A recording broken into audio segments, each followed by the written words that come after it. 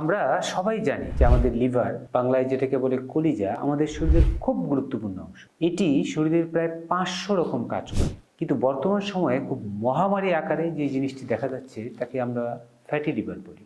একটা আলট্রাসোনোগ্রাম করতে গেলেই আমরা দেখতে পাচ্ছি যে আমাদের ফ্যাটি লিভার কখনো গ্রেড 1, কখনো গ্রেড 2, কোনো ক্ষেত্রে গ্রেড 3। এই মহামারীর মতো ছড়িয়ে পড়া ফ্যাটি লিভার জিনিসটা কি, এটা নিয়ে রোগীদের প্রচুর আগ্রহ। আজকে আমরা সহজ ভাষায় জানবো ফ্যাটি লিভার কি জিনিস।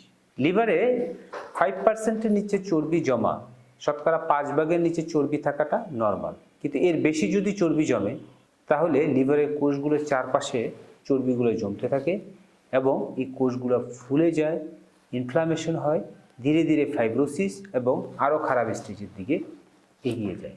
একেই আমরা ফ্যাটি লিভার ডিজিজ বলি। এই ফ্যাটি লিভার কিন্তু খুব খারাপ কিছু রোগের কারণ। সেখান থেকে লিভার সিরোসিস, লিভার ক্যান্সার, এই জিনিসগুলো হতে পারে। মহামারী আকারে ছড়িয়ে পড়া এই ফ্যাটি লিভার কিন্তু আমাদের বিভিন্ন অভ্যাস, বিভিন্ন লাইফস্টাইলের কারণেই এই ফ্যাটি লিভারটা হয়। সেগুলো কি কি?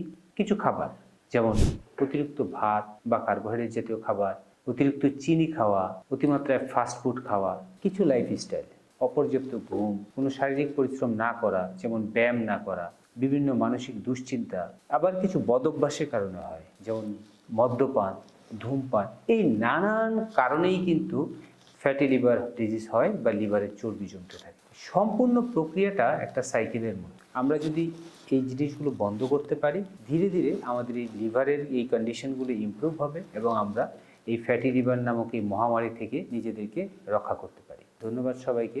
ভালো থাকবেন, সুস্থ থাকবেন।